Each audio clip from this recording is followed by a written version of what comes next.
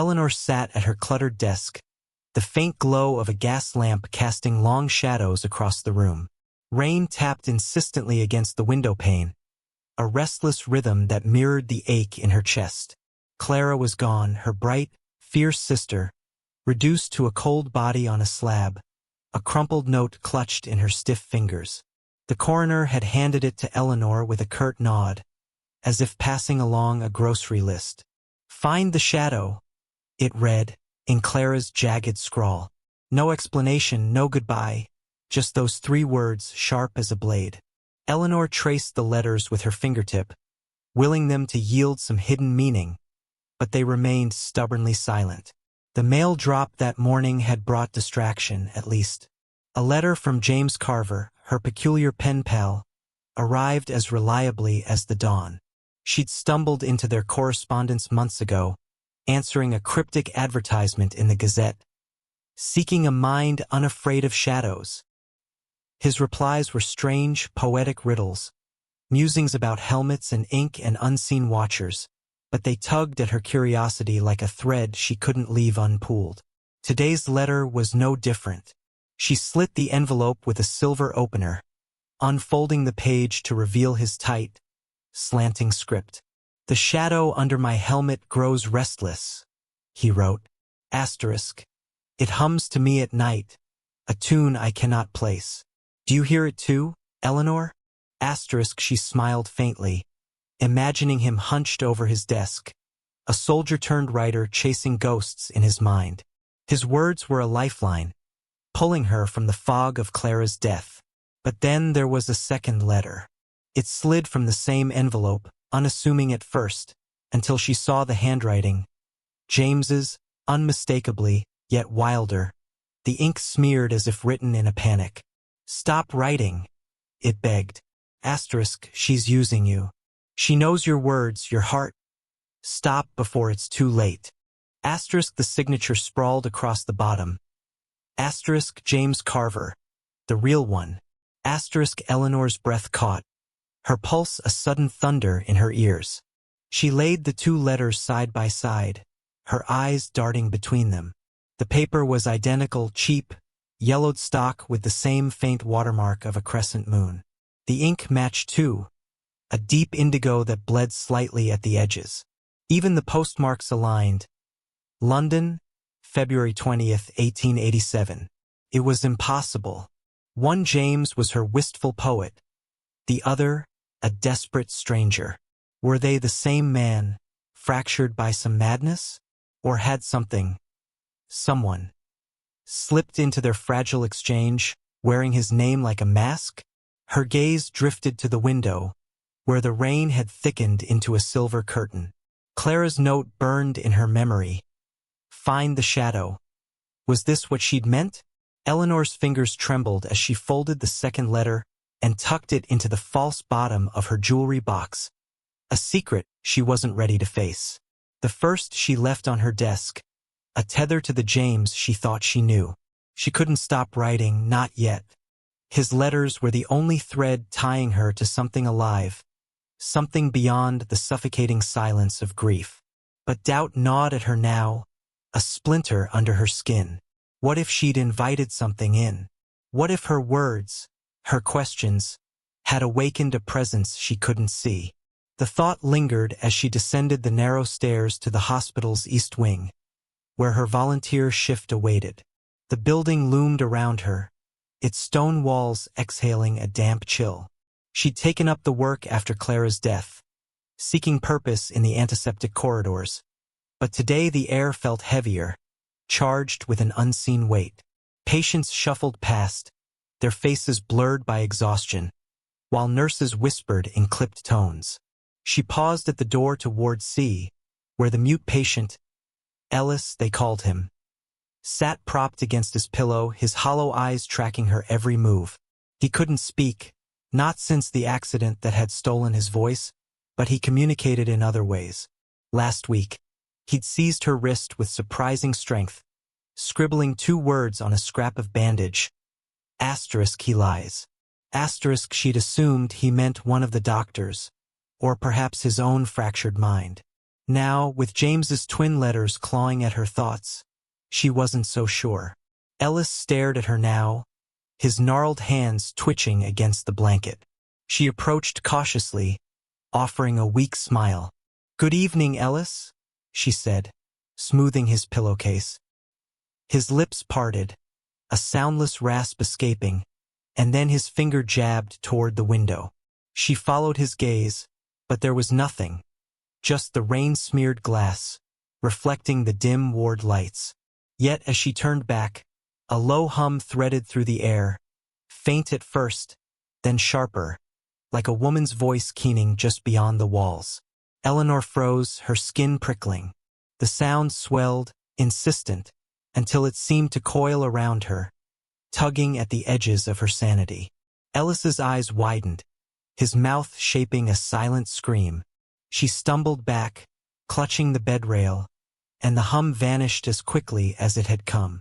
Heart pounding, she fled the ward, the echo of that voice chasing her down the corridor. It wasn't James's shadow she feared now, it was hers. Something had latched onto her words, her ink, her fragile connection to a man she'd never met. And somewhere, in the tangle of letters and lies, Clara's death whispered a warning she couldn't yet decipher.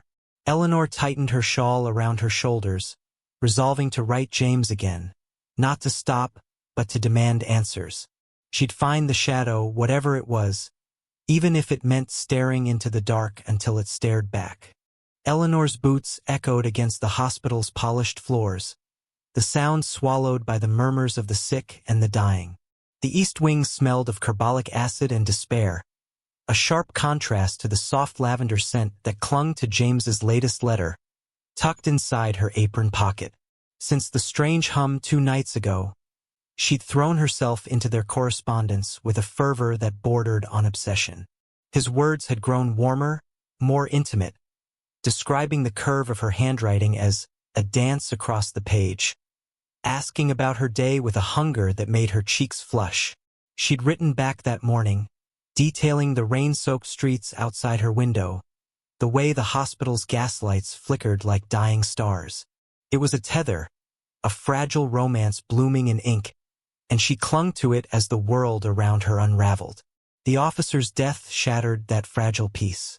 She'd found him in Ward B at dawn, his body sprawled across the cot, throat torn open as if by claws. A letter fluttered from his hand, its edges blackened and dripping with a thick, tar-like substance that pooled on the floor. The nurses whispered of infection, but Eleanor recognized the handwriting. James's tight, slanting script. "The shadow moves," it read. Asterisk, "It wears my face now." Asterisk, her stomach twisted as she hid the letter in her pocket, the tar smearing her fingers like a brand. James had been missing since the war's end. The hospital records confirmed it days ago, yet his letters kept coming, each one more vivid than the last. She'd meant to confront the contradiction, but the officer's glassy eyes stared up at her, a silent accusation, and she couldn't shake the feeling that her words had summoned this horror. Margaret had been her refuge in the aftermath. The new nurse, with her gentle hands and quiet smile, had taken to reading James's letters aloud during their breaks, her voice weaving his cryptic musings into something almost comforting. That afternoon, they sat in the cramped staff room, a chipped teapot steaming between them. Eleanor hesitated, then handed Margaret the tar-stained letter, her voice trembling as she recounted the officer's death. Margaret's hazel eyes darkened as she read, her fingers tightening around the page. "You need to stop this," she said softly, setting the letter down. "He's not what you think." Before Eleanor could protest, Margaret rose and crossed to the fireplace, tossing the letter into the flames. The tar hissed and spat, sending up a plume of acrid smoke, and Eleanor lunged forward, too late to save it. "What are you doing?" Eleanor demanded, her voice cracking. Margaret turned, her face pale but resolute. "I wrote it," she said, the words landing like a blow. "The second letter, the one begging you to stop. I forged it, Eleanor, to protect you." Eleanor's mind reeled, the memory of that frantic scrawl. Asterisk, James Carver. The real one, asterisk. Flashing before her. Margaret stepped closer, unbuttoning her collar to reveal a jagged scar snaking across her neck, pink and puckered against her skin. He attacked me years ago before the war. James Carver. I was his nurse, and he wasn't right. He died in battle, I swear it, but something's been writing you, using his name. I've been intercepting letters, trying to trap it. His ghost, his shadow, whatever it is. Her voice faltered, and Eleanor stared, caught between disbelief and dread. Margaret's story fit too neatly, yet it clashed with the warmth of James's words, the life in his ink. Before Eleanor could respond, Margaret's breath hitched, her hands flying to her throat. Her voice dropped, a guttural growl tearing from her lips, nothing like the soft tones Eleanor knew. "He's here," she rasped, her eyes widening in terror. Blood trickled from the corners, staining her cheeks like tears, and she collapsed, her body convulsing on the floor. Eleanor stumbled back. A scream lodged in her throat as the room grew cold, the gaslights dimming to a sickly yellow. She knelt beside Margaret, shaking her, but the nurse's eyes stared blankly upward, unseeing. The air thickened, heavy with the scent of tar and something metallic, and Eleanor's gaze snapped to the window. There, framed against the rain-streaked glass, stood a figure, tall, shadowed, clutching a dented helmet in one hand and, in the other, a nurse's cap, its white fabric smeared with dark streaks. It didn't move, didn't breathe, but she felt it stare like a weight on her chest. She fled the staff room, Margaret's bloodied face burned into her mind, the figure's silhouette haunting her every step. Back in her attic room, she tore through her desk, pulling out every letter James had sent. The paper felt wrong now, too smooth, the ink too vibrant, as if it pulsed faintly beneath her touch. Margaret's confession gnawed at her. Had she been a guardian, a liar, or something worse? The scar, the growl, the blood. None of it made sense, yet it all pointed to a truth Eleanor couldn't grasp. If James was dead, who or what had been answering her? And if Margaret had forged that warning, why had she burned the tar-dripping proof? Eleanor's pen hovered over a blank page, her resolve hardening. She'd write again, not to plead or retreat, but to bait the truth out of the shadows. Whatever wore James's name, whatever watched her now. Eleanor's breath fogged in the chill of the ruined village, the air thick with the stench of damp earth and decay. Spring had come to England, but here, where the river bent through a skeleton of bombed-out homes, it felt like winter's ghost lingered. She'd abandoned her post at the hospital, driven by James's final letter. Asterisk, meet me where the river bends. I'm coming home. Asterisk. A promise that defied the military's cold insistence he was missing, presumed dead. The journey had been a blur of muddy roads and stolen rides. Her nurse's satchel clutched tight, every step fueled by a desperate hope that the man she'd poured her soul into was waiting. But as she stumbled into the village square, the sight that greeted her was no reunion. It was a nightmare carved into the earth. A mass grave yawned before her, freshly dug, its edges jagged as if clawed open by frantic hands. Soldiers' bodies lay tangled within, their limbs twisted into grotesque knots, faces locked in silent screams. The air buzzed with flies, and a rhythmic dripping echoed blood. She realized, weeping from the shattered branches overhead. Eleanor's knees buckled, her satchel slipping to the ground, as a figure emerged from the shadows of the pit. It was Private Ellis, no longer mute, his gaunt frame streaked with mud and crimson. In one hand, he clutched James's dented helmet. In the other, a bundle of letters, their edges curling as if kissed by flame. His eyes met hers, wild and wet with something between guilt and relief. I wrote them, he rasped, voice raw from disuse. James is dead. I took his name, his tags, everything. It was me, Eleanor. All of it. Her mind reeled, the world tilting as his confession sank in. Ellis stepped closer, his boots crunching on broken stone, and pressed a photograph into her trembling hands.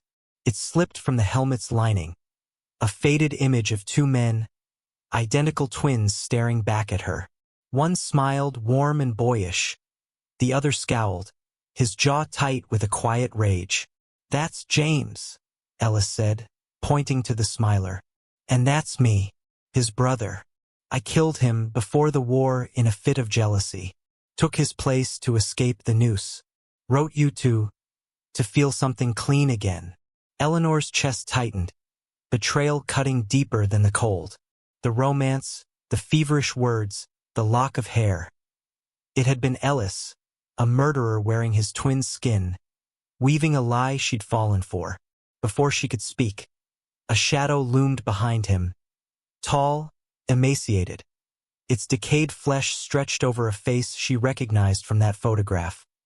James, the smiling twin, uniged and impossibly alive. His eyes glinted with a hunger that wasn't human, and in his hands he held not just the helmet but a bayonet, its blade slick with fresh blood. Ellis turned. Too late. A guttural cry tore from his throat as James plunged the weapon through his chest. Blood sprayed across the photograph, and Ellis crumpled, gurgling her name as he fell into the grave. The figure, James or whatever wore his face, stepped over the body, his smile widening. "You brought me back, Eleanor," he said, voice smooth as ink on paper. "Your letters, your heart. They pulled me from the dark. I used him to reach you." Eleanor staggered back, the photograph slipping from her fingers as the ground beneath her shuddered. Hands burst from the earth. Dozens of them, skeletal and clawing, soldiers rising from the grave with eyeless sockets and rotting grins. They seized her ankles, her wrists, dragging her toward the river's edge as James advanced, his helmet now cradled like a crown. "We're pen pals forever now," he whispered, and the air filled with the sound of her own voice, echoing from the water. Pleading, screaming, calling her to join him. She thrashed, her nails digging into the mud, but the hands were relentless, pulling her down as James's laughter mingled with the drip of blood and the rush of the current. The last thing she saw was his face, smiling still, as the river swallowed her whole. In her satchel, left behind on the village square, a final letter fluttered free, written in her hand, never sent, its ink bleeding into the dirt. Asterisk, "I love you, James. Come home." Asterisk, the wind carried it into the grave, where it settled among the dead, a testament to a love that had never been hers, and a trap she'd walked into with every stroke of her pen.